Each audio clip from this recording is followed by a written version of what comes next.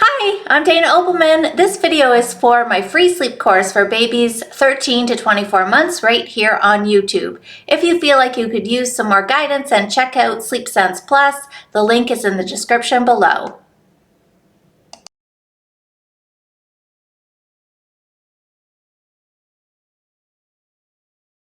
Good morning. I hope you've got your cup of coffee ready for our chat this morning, and I hope I prepared you for what was probably a fairly rough night. Now, for some of you, it might have gone a little better than you'd expected. I always tell people, prepare yourself for the worst, and then anything short of that will feel like a relief. But yes, it is a hard night, and you made it through, and good for you. You deserve to congratulate yourself, give yourself a big pat on the back for getting through this. We are well on our way now to having a great sleeper on our hands. I just want to troubleshoot a couple of things. One might have been that you pulled the plug. You gave up somewhere in the night. You thought, this isn't cutting it for us, not working here, I don't see any end to this, let's get her up. And maybe you went back to the prop. Well, it's important that you stop here and really think this through. Are you doing this or aren't you? There's only two answers to that question. You're doing it or you're not. We really can't do it halfway. There's no such thing, because we're trying to teach a skill. And you want to always be thinking about what's fair to the child, right? If you let her cry for some increment of time and then you get her up out of that crib only to go back to the prop, again, all you've taught her to do is cry. And I know that that's not what you want. I'm 100% positive that that is not what you want. So you can't do that. It's unfair.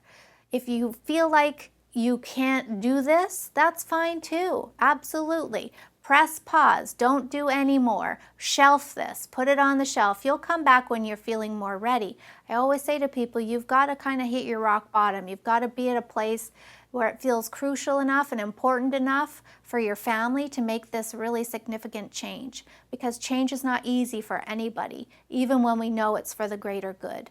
So no judgment. Don't do it. Don't go a day farther. If you had a little slip and you broke down last night and you're ready to recommit to moving forward with the plan without giving in, then good for you. I get it. That is not an easy thing to do, but you're recommitting and we're going to get back on track. So let's talk about going into naps today. So this is the first day for our nap program. Just want to lay a little expectation down for you. Monitor your expectations about naps, because for most people, naps are the hardest part of the program. Hands down, time after time, naps frustrate the heck out of parents. And I think it's because, A, we don't have melatonin on our side, and melatonin is that important sleepy hormone that we get at night only. This light interferes with going to sleep properly, and also daytime is a whole lot of fun. I mean, for a toddler, what's better than running around and going on play dates and hanging out with mama? That's a great time for a toddler. So honestly, given the choice, they would probably choose not to take a nap. But we know that naps are important. Naps are equally as important as nighttime sleep.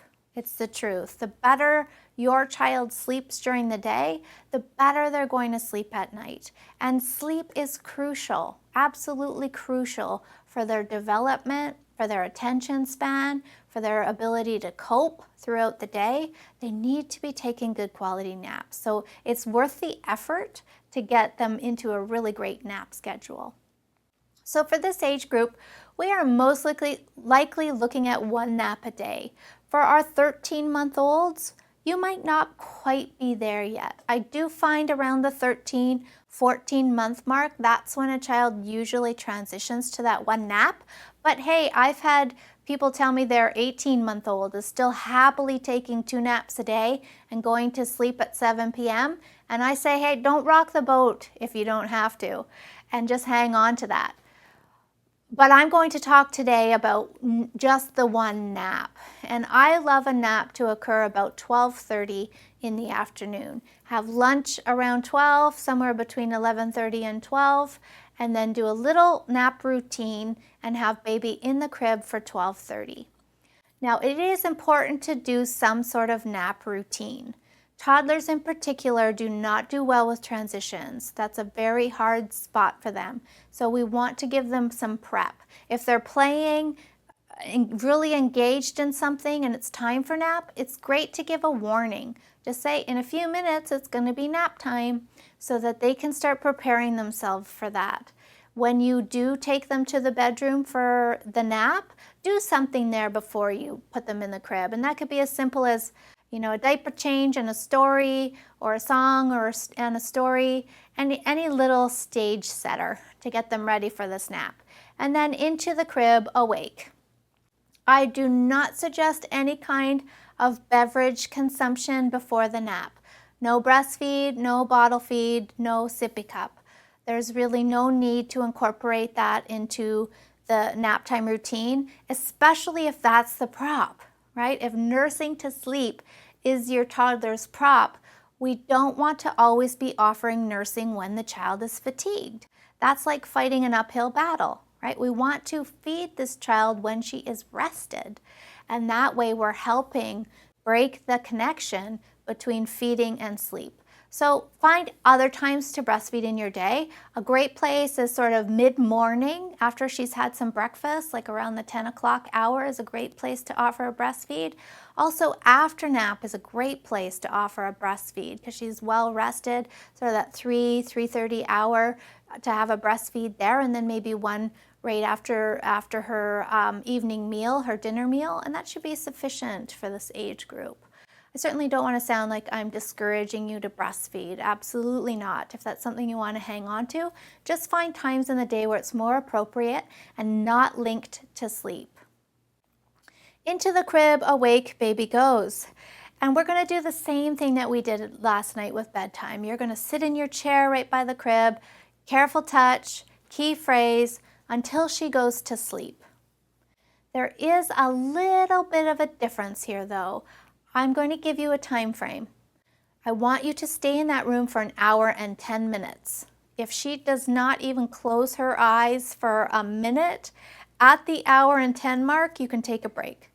Get her up out of the crib, go out of the room, maybe give her a snack or walk around the house a little bit. Give her about a 20-minute break, 20 to 30-minute break, and then go back to the bedroom, read a story, put her in the crib, and try again.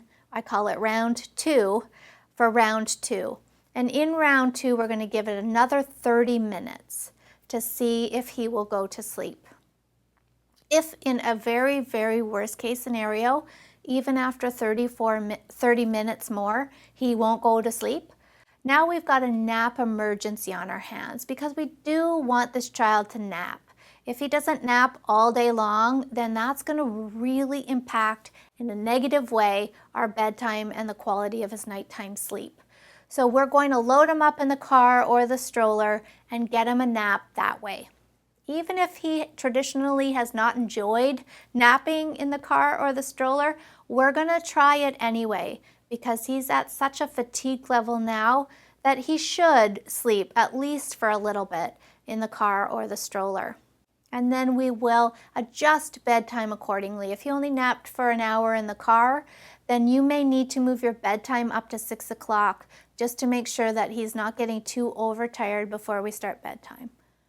Okay, so I hope that's clear going into the nap. Again, if you've got some people on board to help you with this, this is another great place to decide how we're going to swap off, how we're going to manage this to make it easier for everyone involved. Good luck today. Going into night 2, nothing's changing, okay? We're going to sit in our chair right by the crib for night 2. Look back on night 1 and see what was working. Did it work? Did it help, at least, to say your key phrase? Did it help to touch her? If it didn't feel like it helped at all, it's better to just sit quietly in your chair and not do too much at all if she's not responding well to that. Tonight should go a little bit better. You should see some pretty impressive improvements already just in night 2, somewhere. I mean, maybe bedtime's a little bit shorter, or there's one less wake up than there was, or the duration was a bit shorter. Should definitely be able to see at least a glimmer of progress tonight. See you tomorrow.